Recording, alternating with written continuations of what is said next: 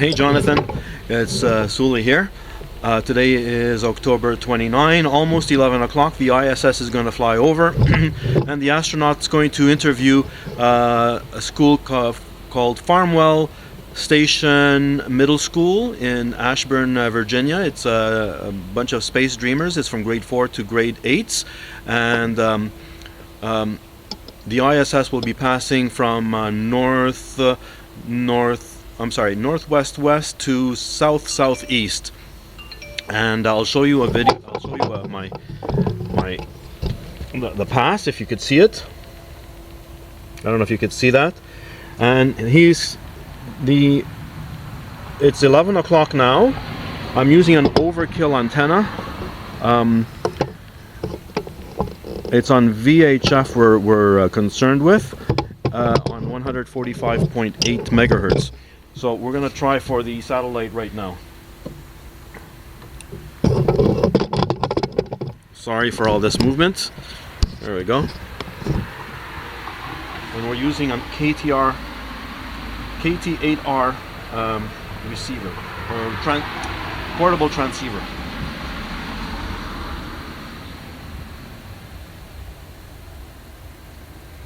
And we said it was from the left. Well, there we go.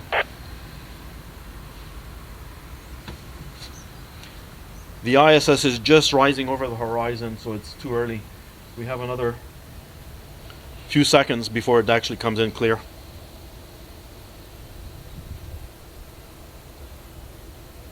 Kilo 4 Lima Romeo Golf, this is November Alpha 1 Sierra Sierra, over. The call sign of the Ashburn station is Kilo Lima 4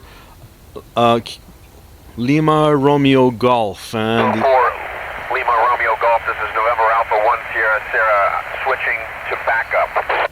okay, November 1 Alpha, I'm sorry. Kilo 4 Lima Romeo Golf, this is November Alpha 1 Sierra Sierra on backup, over. November Alpha 1 Sierra Sierra is the space station. So I don't know if they're switching frequencies now.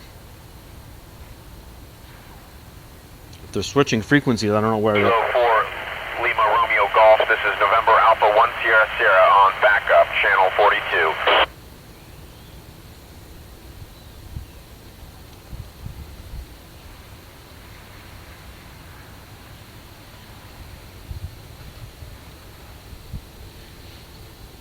Kilo 4 Lima Romeo Golf, this is November Alpha 1 Sierra Sierra, over. Now, November Alpha 1 Sierra Sierra is the name of the call sign of the spaceship, the ISS, and the operator is KI5AAA. His name is Drew Morgan. 4 Lima Romeo Golf, this is November Alpha 1 Sierra Sierra on backup.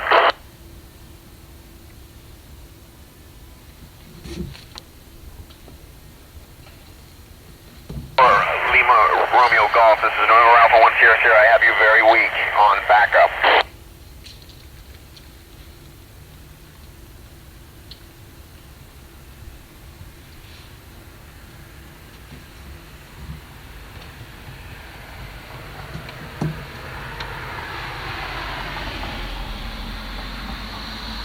Farmwell Station Middle School, welcome aboard the International Space Station.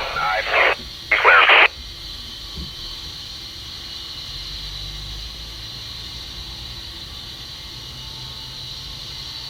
Andrew, this is a very timely question. In fact, tomorrow we are going to be harvesting some lettuce that we've been growing on board the International Space Station for the last 4 weeks, and it will be food that we can actually eat.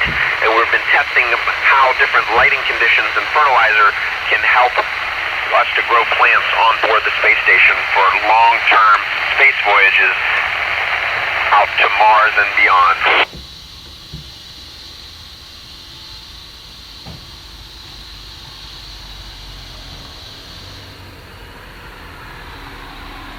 I sure did. I am married with 4 children.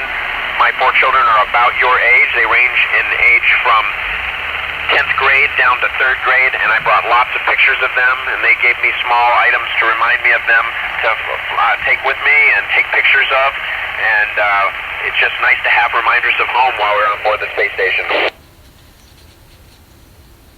I'm switching hands because it's heavy. I have an idea.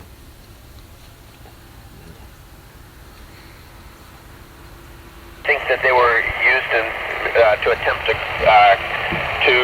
collect imagery from high above, much the way we do here on the International Space Station.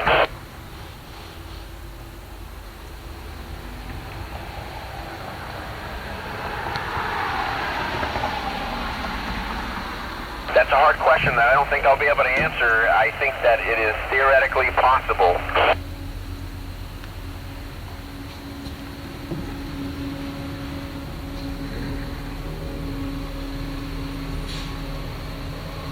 Spacesuit that we use to do spacewalks, called the EMU, we actually breathe 100% oxygen, and as you know, the atmosphere that you're breathing right now is mostly nitrogen, but only about 20% oxygen. The spacesuit has 100% oxygen so that we can breathe normally and our bodies can function at a much lower atmospheric pressure. Now they're located at 47 degrees above elevation.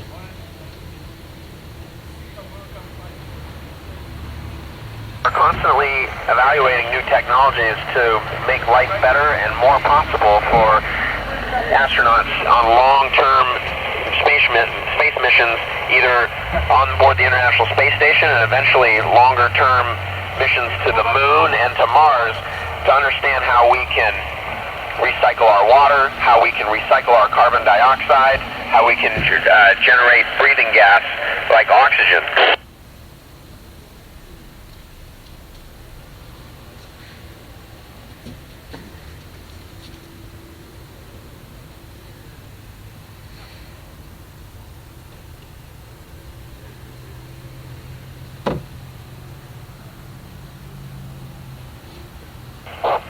It takes a little bit of time to learn how to float around and get around. It took me several days, and as you might know, there are a lot.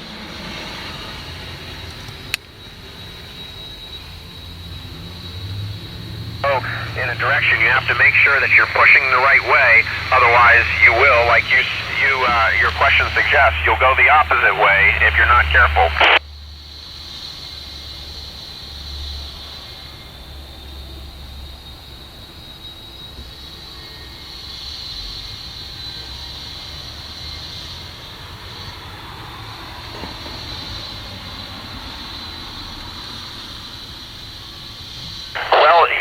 What we are doing, all the experiments that we're doing up here, and they range all different areas of science, from physical science, earth science, biological science. Everything that we do is removing gravity as a variable.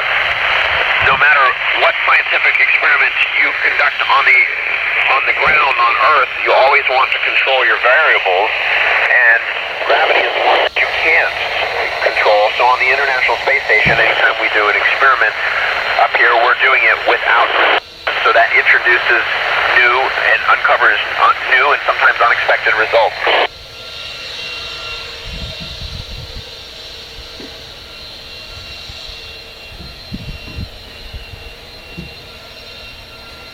We look out the window and often pick out the geography just like you're looking at a map. Oftentimes things are recognizable, but we also have computer programs up here that we can look at, and we can see exactly where we are over the Earth and predict where we will be in time or where we passed over recently.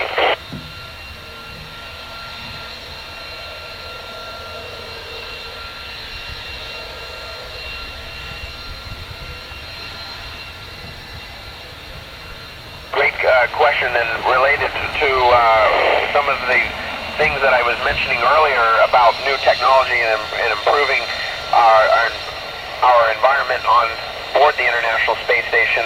We are often evaluating new and novel ways to scrub carbon dioxide out of the atmosphere in order to breathing gas. As you might know, carbon dioxide high levels is something that we want to avoid. And so we're constantly looking for new technologies to help scrub carbon dioxide out of the atmosphere, out of our breathing gas here on board the ISS. Now they're down at 8 degrees above the 7 degrees above the Earth, and I'm going to get to lose them in about a minute or two.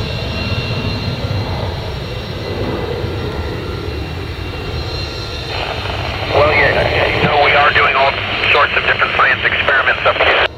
That some of those are biology in nature and some are biological in nature, but and human research that we do.